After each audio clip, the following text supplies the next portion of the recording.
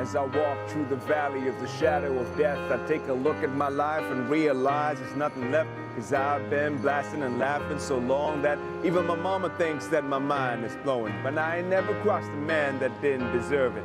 He'd be treated like a punk, you know that's unheard of. Better watch how you're talking or where you're walking, or you and your homie's gonna be lying in chalk. I really hate the trip, but I gotta low.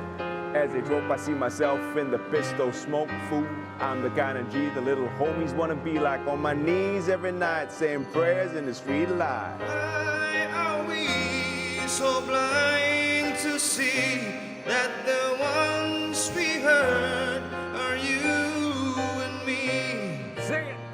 Been spending most their life living in the gangster's paradise. Been spending most our life living in the gangster's paradise. Yeah, we lost a great one in 2022. Coolio, rest in peace.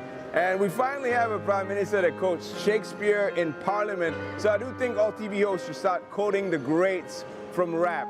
So here's a quote from one of my personal favorites, Tupac: "If you can get through the darkest night, there is a brighter day." And that is the tale of 2023. It looks like a challenging year ahead, but you know what? We've got the right leadership, we've got the right people. Let's do this, Malaysia. Let's brave through that storm and come out tops. This show, Talk to Terrence, is on its final episode for the year 2022. We're gonna wrap things up nice and pretty, give you some of our top 5 favorites, give you some of our favorite events, and of course, look forward into the brave new year 2023. Stay with us, don't go anywhere, and thank you for watching Talk to Terrence.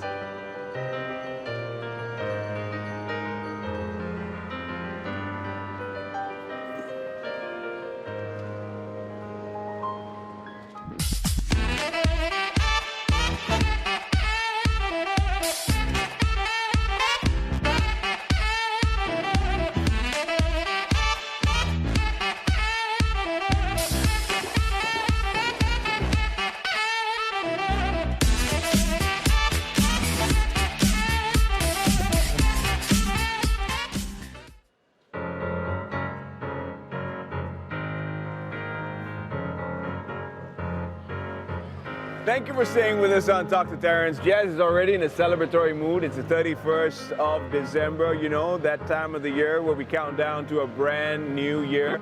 And here in Malaysia, of course, the official national level celebrations have been cancelled by the Honorable Prime Minister in lieu of focusing on our efforts to help those in need, the flood victims in the north as well as the east of Peninsular Malaysia. So on that note, I think we're starting off on a brave and brand new footing. We've never before seen a Prime Minister make so many good moves in his first, 10 days in office. So salute to you, sir. Lead us into the brave brand new year.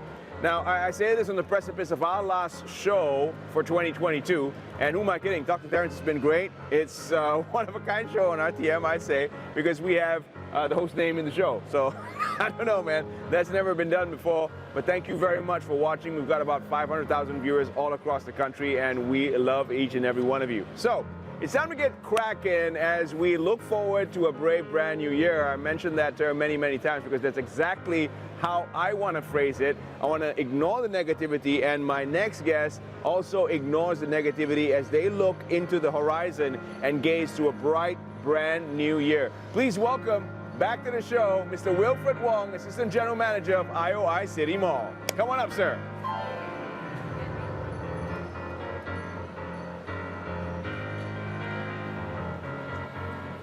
Welcome back. Hi, Terrence. Happy New Year in advance. Likewise. Happy Please, New Year to you. have a seat. Thank you. Who am I kidding? This is your house. Good to see you again. We're just Welcome borrowing a space. Thank you for having us Don't back mention here. that. It's always good to see you. Thank you, sir. So, I'm going to start off with a big question. What was your favorite event, your favorite moment of 2022? I think you have to be World Cup. All I right. mean, just amazing game. I think you'll see the final this year. Argentina versus France. At first, you thought that Argentina going to win again and then come back. French actually score 3 by Mbappe, and then finally Argentina just amazing for the finals penalty, just unbelievable, I think. Absolutely. I mean, I thought France was going to win it and become the first country to have back-to-back World Cups. But, you know, it wasn't to be. Messi finally got his World Cup. Yeah, don't cry for me, Argentina, they say. So it was a great celebration. I'm sure everyone had fun. And the best thing about this World Cup is there was no alcohol. Oh, so there were tell me no about it. fights. There were no fights. There were no crazy fans. Everybody had a good time, but it was a very, sober fun.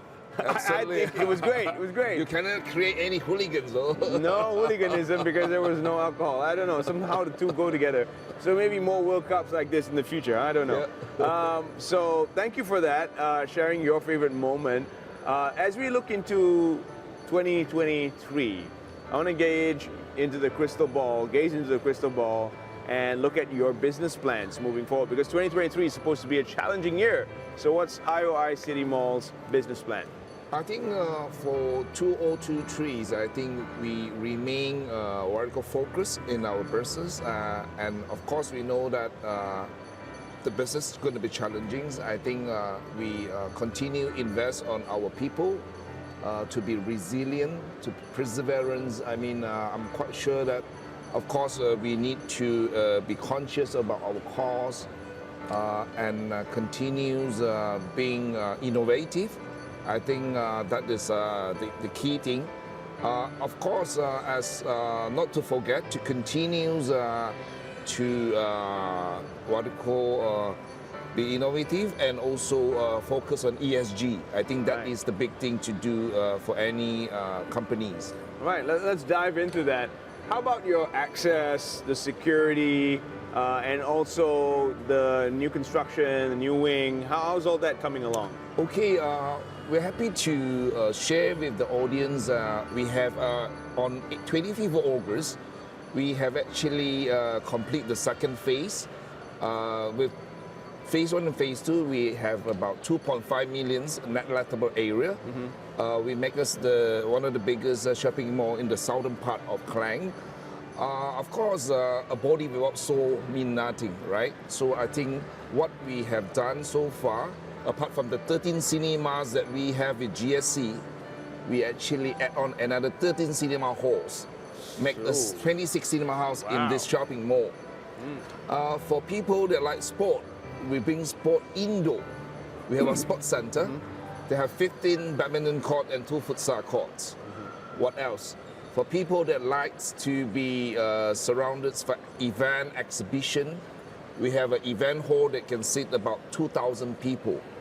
So these are some of the items that we actually add on to, as a difference compared to Phase 1.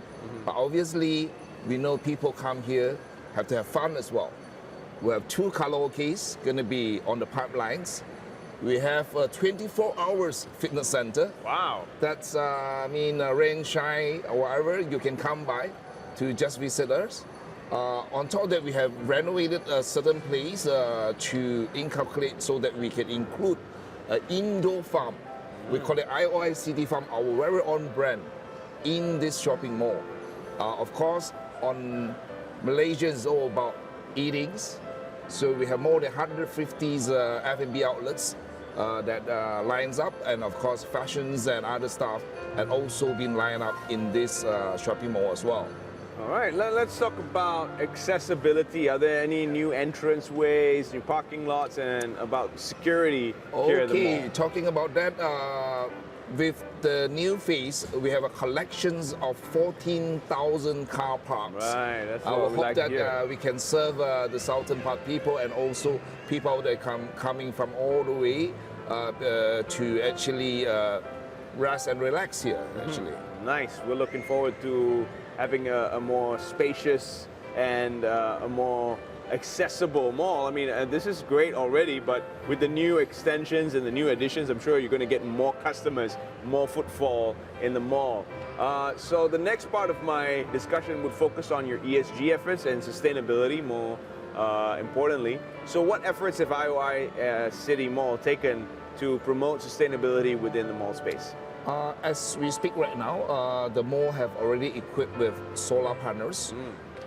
This will be on our rooftop. I mean, on top of that, I think we also, in our parking system, we have done this license plate recognitions.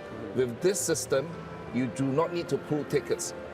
So by cutting down tickets, this will help to save the planet as well, because we are talking about, because averagely our car counts on the weekdays about 12 to 14,000. On the weekend is about 20 to 25,000. So imagine with this exercise, we actually greatly reduce the number of paper that need to be produced on every car that coming in. So I think by doing all this thing, we hope that we can do our part on saving the environment actually. As we look at the challenges of the pandemic, and I don't really like looking back, but it was a tough time. How did you manage to stay sustainably growing through that time, despite the challenging economic situation? Okay, we have to stick with our tenants very closely. I mean, we go down, we come up together. So during the pandemic, as I recall, we actually done reasonably well in terms of giving rebates to them so that they can be with us. And of course, we closely talking to our tenants to come up with a strategy campaign that focus on the needs of our clients. Of course, I think one of the things that we focus a lot is online shoppings, because knowing that a lot of time people cannot come out, but after that we realize that people eagerly coming out, so we make sure that the offlines, the environments, the conducive environment and safe environment, the most important thing, that being inculcated in the place so that people feel at ease. That's what we do actually. The cost of living is definitely something to be concerned about moving forward into the brand new year. How does IOI City Mall plan to kind of, alleviate that fear and keep shoppers coming back for more? I think, like you rightfully say, people are more careful in terms of spending. So we always line up programs and also work with our shoppers closely so we can offer vouchers, specials, promotions, so that people can see that what they purchase is value for money. So that is something that we actually plan in mind. And of course, like we said earlier, I mean, we cannot just work alone. Tenants is the key person. Then we always work with them so that we can come up with a better idea, so that we can sustain and go through this tough time together. It's a brave brand new year, 2023, because Malaysia marches on with leadership like we've never seen before. We've got a government like we've never seen before. It's a kerajaan perpaduan, a unity government, and there are many aspects that we are looking to handle differently. What is on your wish list from a personal and also from a business point of view for 2023? I think Malaysians have always been blessed. I think what is important is the harmonies between the different ethnic group. That is important, and then we always stay focused and believe that we can do it, and then believe that we can overcome challenges. I think this is my wish to every one of them out there. I mean, to those people that celebrating Christmas and New Year, which is past Christmas, I mean now New Year, we have a more uplifting year, because like we say, even though the economy challenging may be in front of us, but it cannot be as severe as a pandemic behind us. Right. So by looking at that, we need to stay positive, and we can all move on as much as we can. Thank you very much once again for being with us on the show. Likewise, Terrence, for two glad to see you programs. again. Thank you, thank you, sir. All the best to you in 2023, and Happy You New too. Year in advance. Happy New Year. So we're going to take a break, and when we come back, we'll have more as we count down to the brand new year. I know you are counting down with your friends and family. Don't forget to say a little prayer, spare your thoughts for those in need, especially our brothers and sisters being challenged by the floods. So we will be coming back to you with more of that as we count down into 2023 with Talk to Terrence. Don't go anywhere. Cheers. All All right, thank you, sir. Good to see you. Thank you, Should thank you. take a photo with you. Yes, thank you.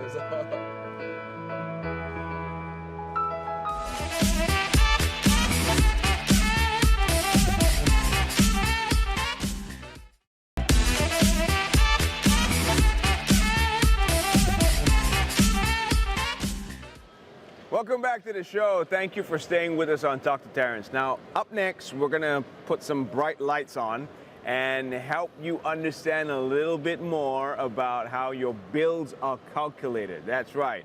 Solar power is the new thing, yet it hasn't quite replaced fossil fuels just yet.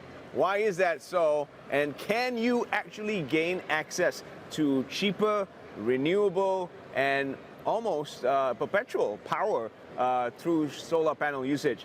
We'll find out how the government initiatives are going to help change that in 2023 and beyond. Please welcome my next guest, the Deputy Chief Executive Officer of Seoul's Energy, JARAN WALIA.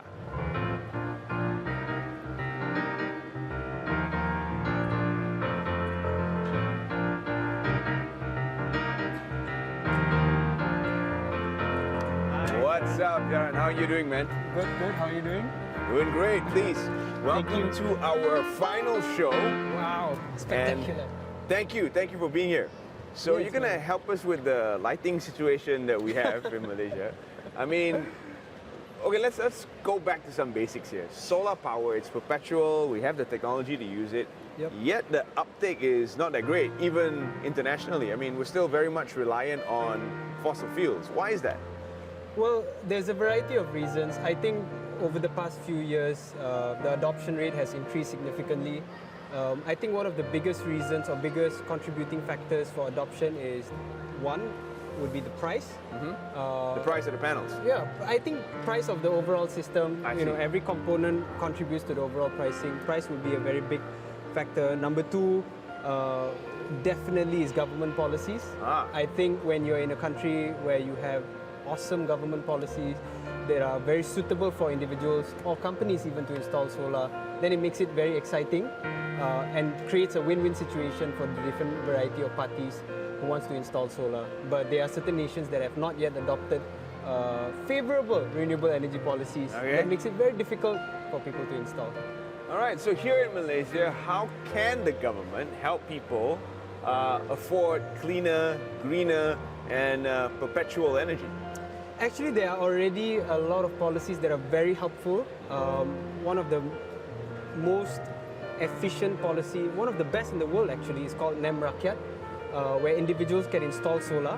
What happens is we install solar panels on your house. Whatever the solar panels produces from 7 a.m. to 7 p.m. will power your house. Now, if you produce any extra energy, it will go to the grid, and the grid will provide you a discount at the end of the month. So you can essentially cut down your electricity bill by almost 100%. Yep, I Right. heard of this. So NEM has been very existent in the past 3 years, right? And it has allowed a lot of Malaysians to install solar and enjoy a very much reduced electricity bills. But I understand the threshold for your bill has to be kind of up there before the solar panel makes sense. Not really, actually. A lot of our customers have bills of 200 ringgit, 250 ringgit, and the moment you reach 200 to 250, it already makes sense for you to install solar. Because solar system comes in different sizing, right? You have 4 kilowatts, that's how we measure it. So you have 4, 5, 6, all the way up to 12. Even with a 4 kilowatt system, you're already able to save 200 to 250 ringgit from your electricity bill. All right, you've got a lot of Malaysians very intrigued right now. They're looking at all the visuals that we have on the screen. They're listening to the conversation that we're having, and they're thinking, hey, I got to get my panel. So is there a catch? Is there maintenance? You have to change the panels? Is it weatherproof? That's the most common misconception about solar systems. I think traditionally, because people associate solar panels to, you know, off-grid solar systems that has a lot of batteries involvement, you have to constantly replace the battery, replace the Right. cabling. That creates that perception that, oh, maintenance is very high. But in the kind of system that we install, it's called a grid-tied system, right? There's very little to no maintenance because the panels can last you 25 to 30 years. The warranty alone is 25 years.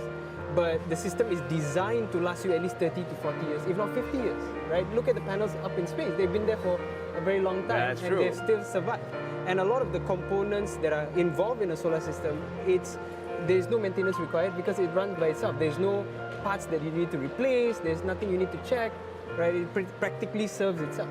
All right, so we don't exactly have challenging weather, but we do have, monsoon season impacting certain parts of the country. And this last year, we saw how that can change. I mean, parts of Malaysia that never flooded before suddenly became inundated with water. Yeah. So can this affect the solar panel or the system? The good thing is because the solar panels are on the roof, unless the situation is very bad, it's unlikely that the flood will touch the solar system. We've done over 1,100 houses all over Malaysia, and thankfully none of our customers have experienced significant damage, right? We had a few customers that got affected by the flood, but because the way the system is designed, it's modular, right? You have the panels connected to the inverters, the wiring, so there's certain parts you need to replace, but not the entirety of it. And the good thing with the system is, it has a lot of protection mechanisms. So when they sense any form of abnormality, then it sort of just shuts down. Well, I see this system coming very handy for parts of the country that power becomes a challenge. Yep. Sabah, Sarawak, there are certain regions where gensets are still a norm. And even for the Orang Asli communities in the interiors of Peninsula. So how do you propose solutions are provided for these people? We take the Orang Asli community, especially the issues pertinent to that, very, very seriously. We actually have one of the programs that we run, which is our Green CSR program, Kampung Solar as we call it, where we work with a variety of different companies, communities to go to the Orang Asli kampungs and provide solar lightings, right? Because right now they're using traditional genset, they're using means of lighting that are not suitable or favorable to the environment. Kerosene lighting, and some of them, we've been so surprised when we go to these villages, they don't even have lighting, right? So at night they're just making do with whatever situation they have. So we have a device that we've worked with a variety of companies, Petronas being one of the main sponsors of this program. We went to these Orang Asli villages and we have installed solar lighting for them. They can last, up to 6 hours. They're very cheap, very sustainable, can last 6 to 7 years. They're battery powered, and it has created so much impact for these communities. So I think for some Malaysians watching right now, they're going to be intrigued by a different proposition. They have the means to pay for their power as it is, but they would like to help their fellow Malaysians who don't even have power to begin with. Yep. So as part of the Green CSR initiative that we were talking about, how can other Malaysians come in and help you fulfill that CSR commitment? Yeah, we have a variety of different ways. Number one, of course, is working with companies who have CSR budgets to be able to go to these communities. We even run programs with them sometimes to be able to install as many lights as possible. For individuals, of course, we work with individuals by installing in residential houses, and we're coming up with packages so that even individuals can contribute to this, so they can sort of fund one light for the Orang Asli communities. We're working on these kind of packages, and I think that's very exciting because a lot of people not only want solar for their home, but they also want to go to the village, be able to impact the village, right? They might not physically be able to go there, but they want to be able to fund someone to have light in their home. Exactly. I mean, it's really sad to hear that Malaysians in 2022 do not have access to basic power. I mean, we're talking about, broadband connecting people, but this is like even at the more basic necessity pyramid of things. It's right there at the bottom, I think. Yeah. So power becomes an issue in 2022. I think this is something that we can all solve together. What other initiatives do you think will become prime when it comes to sustainable power for Malaysia moving forward? Well, there's a variety of different initiatives. When it comes to solar, of course, the most commonly known is for commercials, because a lot of factories love to install solar due to the variety of savings they have on their electricity bill, the variety of tax benefits they get. For us, we work in a very different spectrum, because for us, sustainability, or helping corporates or organizations go sustainable, right, reach their net zero by 2050 target, we want to be able to support that. One of the ways we do it is we work with individuals to install solar for their home. Another way is we work with corporates to be able to provide solar at an affordable rate for their employees. So employee home solar for their employees, right? All right, after this, Johnson will be joining us to weigh in on this conversation and help take solar into 2023 and beyond. So don't go anywhere. Talk to Terrence. We'll be right back after these messages.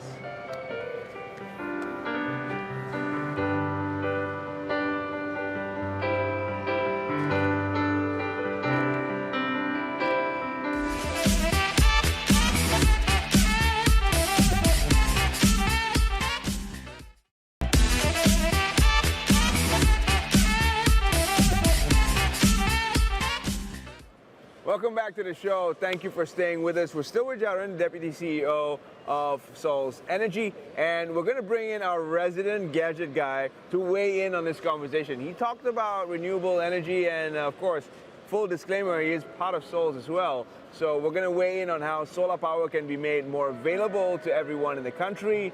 Please welcome our gadget guy, the king of gadgets, Johnson.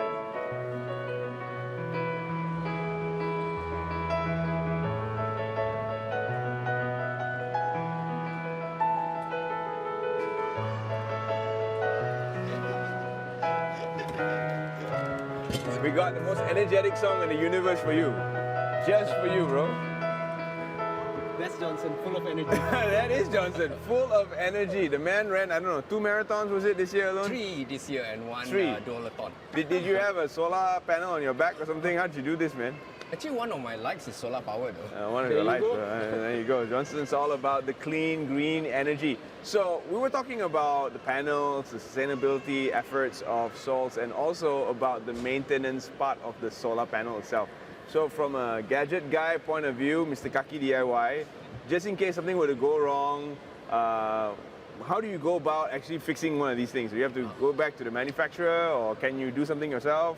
Okay, I think for this one, right, first of all, we need to understand there are many grades of solar panels, okay? Let's talk about the consumer perspective. You know those little camping lights with the little solar panels, and then you have your calculator with a small solar panel, right?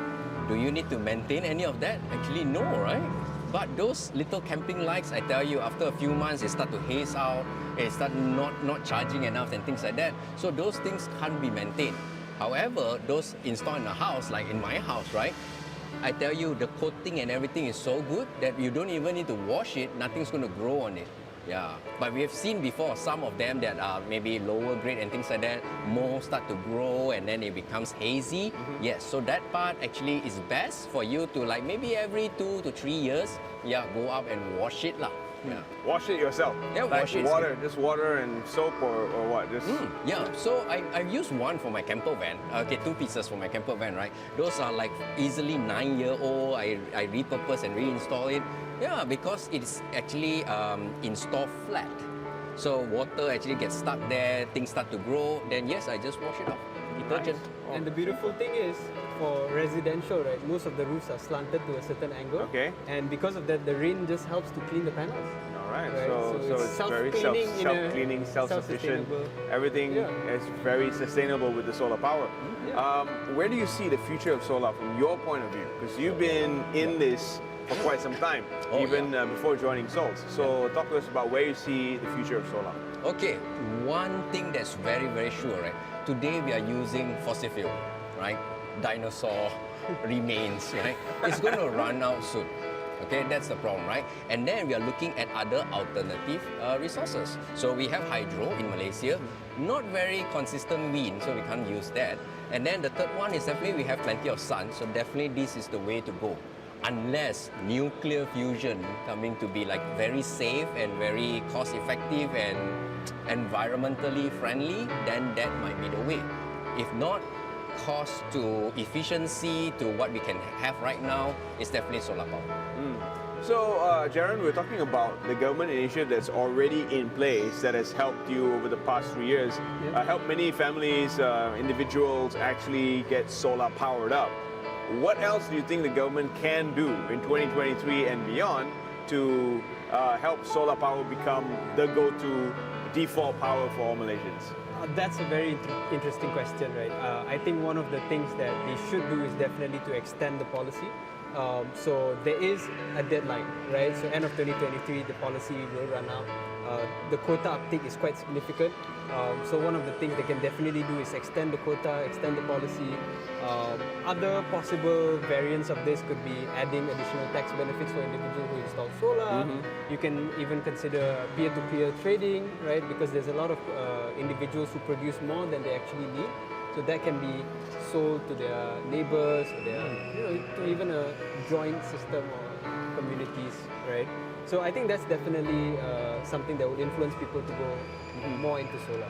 Because currently we already have a big boy, which is a monopoly basically on power. How supportive are they when it comes to solar initiatives around the country? I would have to say that, you know, because the policy is in place, as long as you follow the kind of processes they've set, they've been very supportive.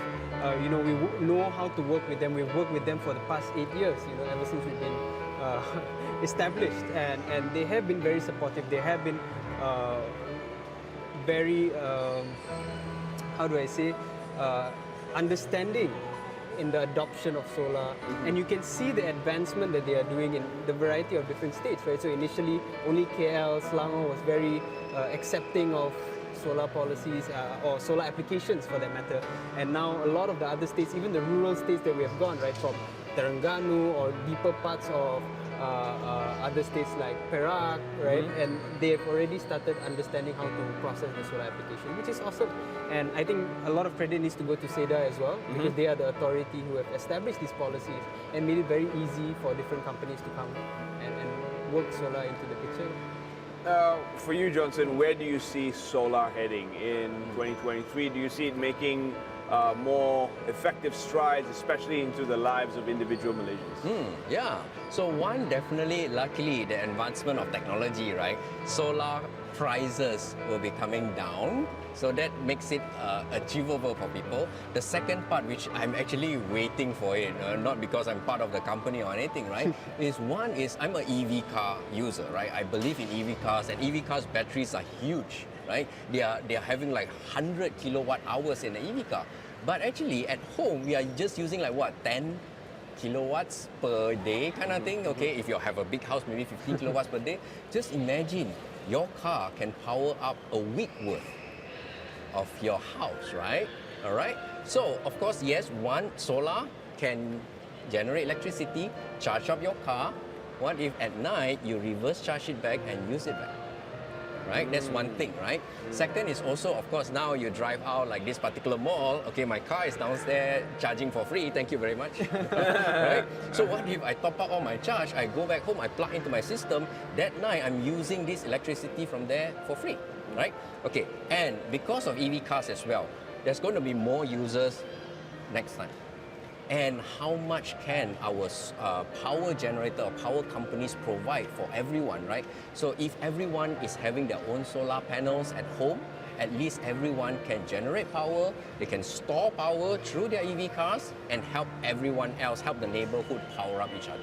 And a fun fact that a lot of people doesn't know, right? Like the moment you install EV chargers for your house, your electricity bill goes up by 20 to 30%. So the moment you buy or invest in an EV car, your electricity bill goes up. And what's the best way to counter that increase? Installing solar panels. Wow.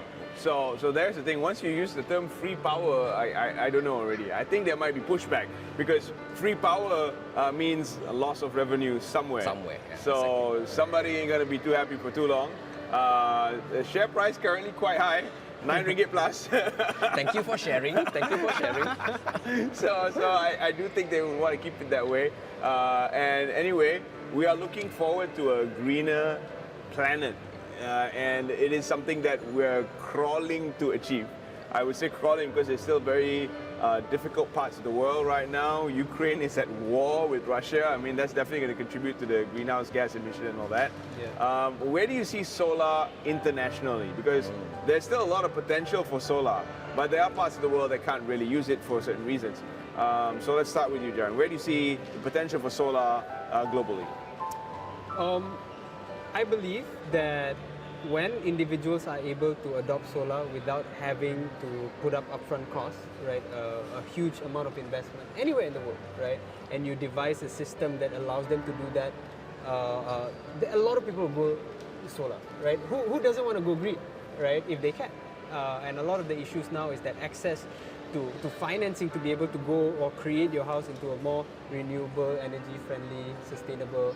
I think from a global point of view, right, is if you're able to allow a sustainable form where you get to install it without having to severely impact your finances, financially benefit from it as well, that's the win-win solution.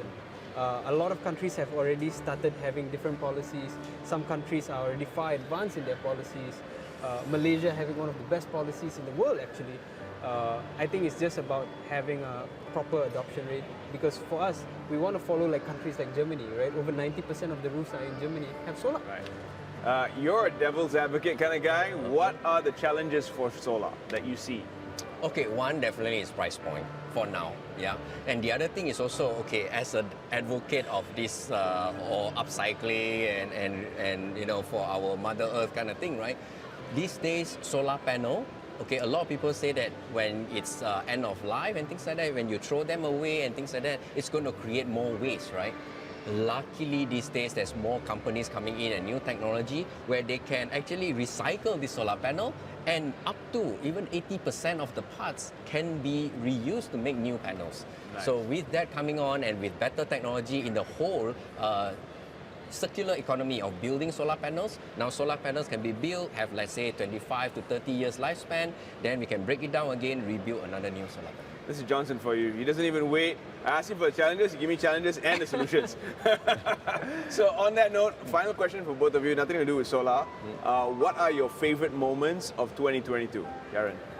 Oh, I got married this year. So that was... You have to say that's on top. You know, right? That is the best that's part of definitely man's one life. of my proudest moments. Very happy with that.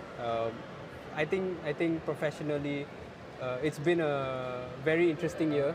We are working on a variety of secret projects, I would say. And I think it's just very exciting to see how people have reacted to solar.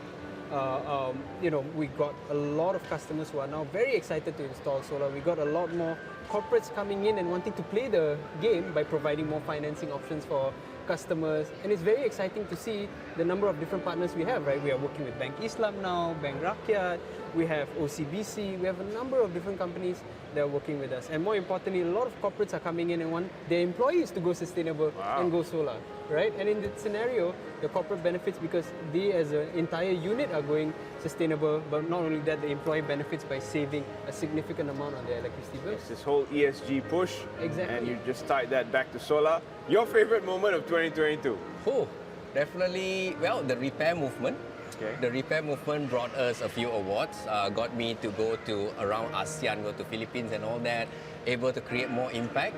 And that whole repair movement actually is the one that actually merged all of us together as well. So to create bigger impact for the community, part of the renewable energy world, everything. So all my passion all aligned and now I'm doing it full time.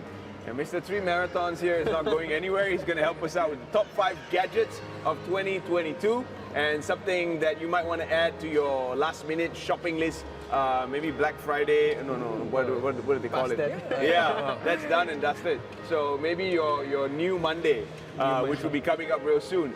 Don't go anywhere. Stay right where you are. Talk to Terrence. We'll be right back with the top 5 gadgets of 2022. Thank you, Jaran, for being with us on the show. Thank and you congratulations. So much. Thank you. We'll be right back. Don't go anywhere.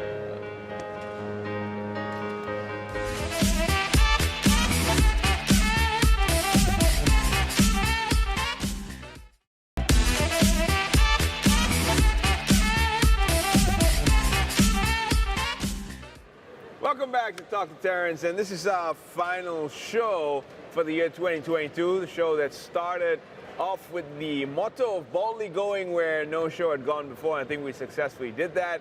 We had Jazz on the music.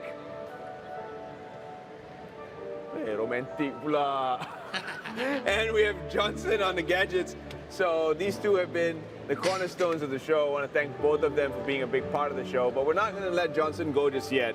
He's going to count down the top 5 gadgets for 2022. So go ahead, what's at number 5? All right, so these are all my favorite gadgets. I carry them almost everywhere these days, okay? Yeah, starting with number 5, power bank. As our previous show, we know, right? Power banks goes everywhere we go, power up our phones and stuff like that. I got a new one. So this one, I got it is because it's 74 watt hours. It can also power up my full-blown MacBooks, All right. my iPad, Nintendo Switch, all of them. Wow, okay. The only thing it doesn't power up is your car. Yeah, not enough for the Not car. enough yet. I need probably 1,575 of that. They'll make one of those in 2023, you never know. So what's at number 4? Okay, number 4. Previously, we talked about power tools. Those I carry every day, EDC, right? This is a cheaper version. Now I carry this every day because it's cheaper. So even if I lose it, it's okay, lah, right? It has everything, pliers, and it has a huge scissors. Wow. Yeah, so previous one, remember the scissors like way small? Very nice. And it's spring-loaded. Spring-loaded. You may want to get one of those, Jazz. Obviously. Yeah. And can make fire also, flint, in case like, I don't know, you're stuck in snow after Christmas. Stuck in snow. Okay, Johnson, we shall not go into your holiday plans because I know you're going somewhere snowy. Next, number 3. Number 3, this one I use it very much recently because I'm painting my house and all that. So this is actually a laser distance measurer. What? Yeah, and not It's like just those tape, exactly. the yellow tape that we use. Correct. So all in one, you can measure the distance all the way to like 300, 400 feet. So measure all the way up there, okay? And it has other modes as well. If you measure this side, that side, up and down, it will measure the surface of the wall.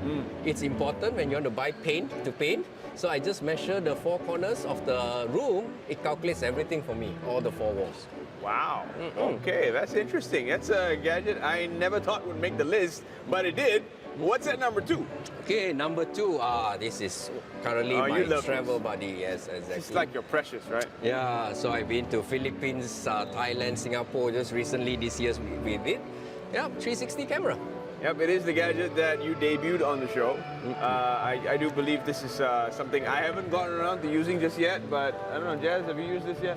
Yes, I have one. The first version. Yeah, the first version. Yeah, so 360 cams are dominating our feed on Instagram, I believe. We've got 4 gadgets in front of us. What's that box? Is it number 5? This is number 5. This is number 1, This is number 1. Number 1. 5, 4, 3, 2, 1. Yes, the 5th one in our list. The 5th one in our list. So this one is a portable solar system, off-grid system. Okay, this is the small one, enough to power up a home. Okay, it comes with a solar panel, it comes with 3 lights with switches, and then this is actually the battery and the inverter as well. So this particular one, there are USB ports, you can directly charge your mobile devices. Yeah, perfect for camping, perfect for your little hut out there. Actually, in CSR, we use this for Orang Asli homes. Wow. So this is an amazing device. Really got to get one. What's the cost like? Okay, not bad. This entire system, it can last like 60 hours of lights, right? It's only less than 800 ringgit. Goodness gracious me. 715 on the website. All right, so I'm thinking of definitely getting one of those because I'm tired of these. I would rather use that. So yeah, I think... Yeah, you can carry them around and charge. Okay, they're still like, well, I would leave them in the 60% car, but I wouldn't carry them around, but it'll get the job done charging your devices. So having seen your top 5 list of gadgets for 2022, I gotta ask Johnson, for 2023, what are you looking forward to, and is the future virtual? Oh, yes, definitely. And virtual is the right word because I'm looking forward for the advancement of virtual reality technologies. Wow. Web 3.0. Oh, yes, definitely. Virtual world, virtual meetings. Okay, not the virtual work meetings, but virtual parties and stuff like that. Virtual properties, you can vacation Virtual there. parties? Oh, I got Where's the hooked fun into in it. that? Yeah, so during MCO, so I got myself that that Oculus Rift and stuff like that from Meta. I went in. Of course, originally I was skeptical because everyone was so polygony and cartoony, right? But when I was in there with the immersed 360, people was chatting and things like that. I was actually shouting, and everyone else was like, shh, Because you were... so immersed inside, right? And I saw the potential. Come on, Jazz, back me up. Nothing beats live music, right? Yeah, true. I went to Snoop Dogg's party. He was Okay. like way there. And then, of course, the other thing that I really like is productivity. Yeah, because at home, I work with like 7 monitors. And these days, we like to go out to, cafes to work, or sometimes we work remotely. But on your laptop, you're stuck with 1 screen. Putting the VR goggles on, now I have 19 screens. I can move them about, multitask, here's the video playing, music and all that. So for the uninitiated, Web 1.0 was just like reading an encyclopedia. You only get to read, you don't get to contribute. Web 2.0 is what we're in right now. You get to interact, you get to post comments on social media, you get to post video, music and stuff like that. But Web 3.0 is about ownership, where you actually own everything you post and create online virtually. So the system for doing that is a lot reliant on a blockchain somewhere, and that's how things are going to be moving. But the immersion technology, how to get you into that metaverse, the delivery mechanisms may differ. I don't know if I like the goggle thing. Some people just enjoy a good old-fashioned screen, right? Yeah, correct. And we'll take them into the virtual space. But that is the future, I suppose, unless people like me band together and start pushing back. Because, I don't know, that's not the world I want to live in. What do you think? What do you think? Is that how you want to go 24/7? Actually, yeah, although I'm a gadget guy and all that, I'm actually in a mixed mode as well, right? Because end of the day, you know, face-to-face interaction, the human touch and things like that is still very important. We don't want to lose that. The only thing good about all this technology is you save a lot of time, okay? And for the pandemic as well, you don't need to go out, but yet you can still see the presence of people, you can still work together and collaborate together, that's one thing. And of course, the other thing is, of course, all this automation, IoT and AI, right? For recent topic on that open AI thing, next year is going to blow over even bigger. Well, I mean, I love the AI and what it did to my face. It transformed me from werewolf to Bigfoot to pirate to bodybuilder and back again. I love that app. And I know you're going to enjoy certain features of Web 3.0. GameFi, I believe, is out there where you play to earn money. Yeah. So that's kind of cool. And of course, finance is going to be revolutionary because it's no longer centralized, it's going to be decentralized. That's the future with Web 3.0. So that's for 2023 to solve. We're still, you know, hours in 2022. We still have a couple hours left. So get your resolutions set. We thank you very much for joining us on the show. Thank you, Johnson, for being a part of this. Thank you, Jazz, for being a part of this. Thank This you. is our final show for 2022. We're ending on a high note, wishing everybody watching at home a very happy new year. Get your resolutions set, and if you're going out to party, party responsibly. Don't forget to say a little prayer for our brothers and sisters in the north and all the affected areas by the floods. They may not be having a very happy new year, but we'll definitely be behind them to support them in any cause that we may, because we are Malaysians and we come together that way. That's just how we roll. So on that note, thank you for watching Talk to Terrence. I'm Terrence signing off. Jazz, take us home.